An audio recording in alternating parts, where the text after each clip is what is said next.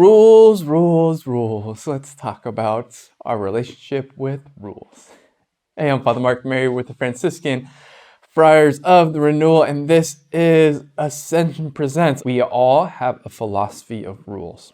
I introduced last week this kind of journey from self-knowledge to self-acceptance to self-possession to self-gift. This is going to be another one dealing with self-knowledge. It's important for us to grow in our knowledge, to have self-awareness about what our disposition, what our relationship is with rules and authority, and where that comes from. The first is those who have chosen to deal with rules by kind of a radical rejection of authority and rules. Rules are meant to be broken, like authority is just people in power trying to manipulate. And whenever someone with authority tries to speak from a place of authority, tries to give rules from this place of authority, my response is going to be rebellion, rejection, pushing back. I want the abolition of rules, all this sort of stuff. One reason that someone might have that approach to rules and authority is because of ways in which they in their life have experienced the abuse of authority and abuse of rules. It can be parents, teachers, coaches, etc. They have the power, they have the authority. They make rules kind of subjectively, kind of randomly. They use them to punish, to manipulate. Authority is not safe. Rules are not good, and a radical rejection of that. I think it's just helpful to know, like, those people who have that worldview, it comes from a place. As Catholics, as Christians, we believe in rightful authority, and we really believe in obedience, and we believe that actually part of God's fathering of us is His giving us rules. And so there's like an invitation to healing there. What I'm seeing an increase in, and what I kind of experienced in myself, is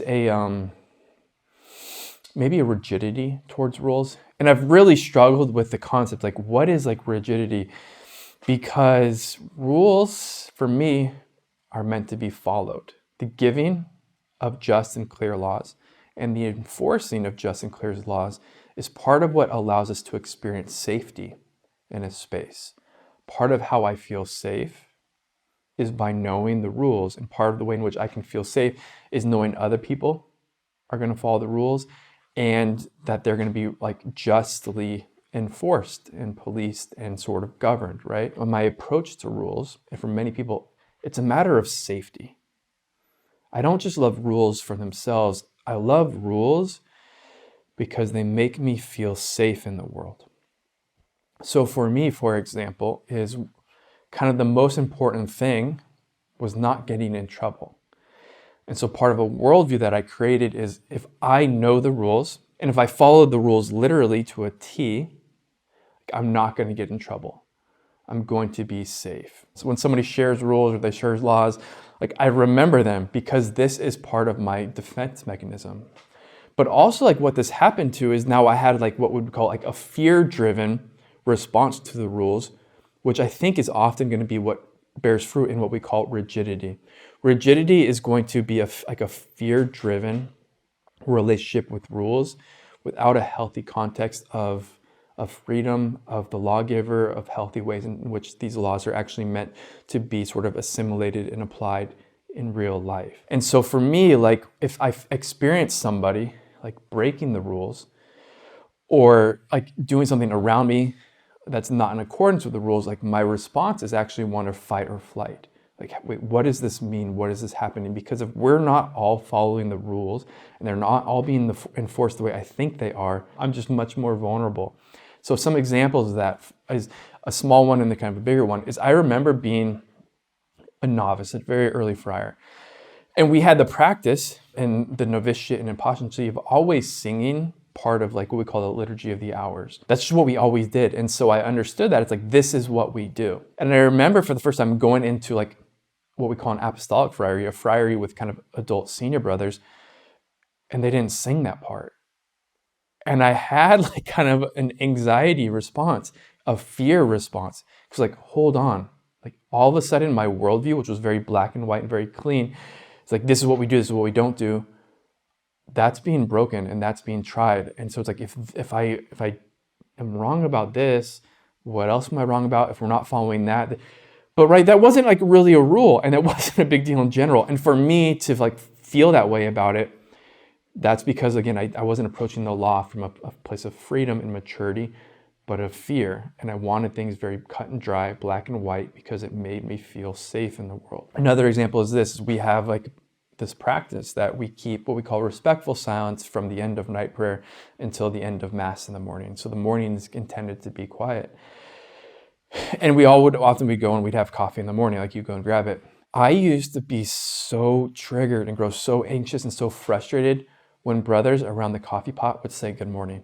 Hey, good morning. How are you? I would like get so anxious and so angry. I learned more about rules, and I learned that where there's rules and there's just law, then there's duties, responsibilities, and rights. And it's like, we're in this place, this is the law. I have a right to quiet, you have a duty to give it to me. Man, I was really zealous about quiet in the morning. What was really happening is again, like with a little bit of like social anxiety, a little bit of whatever, like I felt safe, and most safe knowing that no one was going to talk to me. Because if nobody was going to talk to me, I didn't have to perform. I didn't have to respond in the way that they wanted me to respond.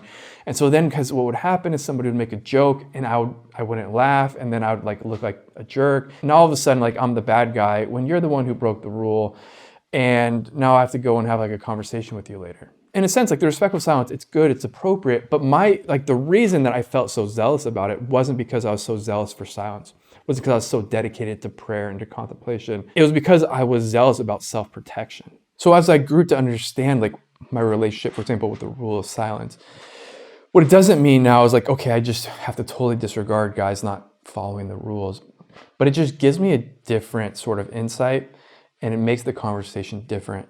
Instead of going to the brother and saying, hey, these are the rules, you need to follow them. And when he's just like, hey, like I hear that, but also there's just something really healthy and human about being next to somebody and saying good morning. I don't think it's that big of a deal, and I think it's probably actually healthier. What I can come to them with is like, hey, just so you know, like I'm turned off in the morning, like I'm not ready to respond to stuff. I prefer the silence if you want to say hi. But what I'm just gonna ask you to do is like, if I don't like laugh or I don't really respond, don't think I'm a jerk. I'm just like still waking up and I'm not ready to like fake laugh or whatever. That's just what's going on, right? It just makes that conversation much more like less of a battle and more of like a here's what's going on with me. And ultimately you probably will actually be quiet around me, not just because like we're on the same page about like what the proper interpretation of this rule is, but because now like you get me and like what's going on and you love me, and so you're gonna respond. And so what we see today and we want to be aware of, first of all, is just what is your philosophy? What is your relationship with rules? Is there reasons you're pushing back against authority and rules because of some sort of like pain or hurt? Can we grow in healing there? Or perhaps there's an over applying of rules and over of making things black or white. Here's what the good guys do, here's what the bad guys do, which is really at the service of trying to feel safe and trying to feel secure in a really kind of like beat up and broken and crazy world. And the crazier it gets and the less clear things get, the more we can try and find safety through over legislation.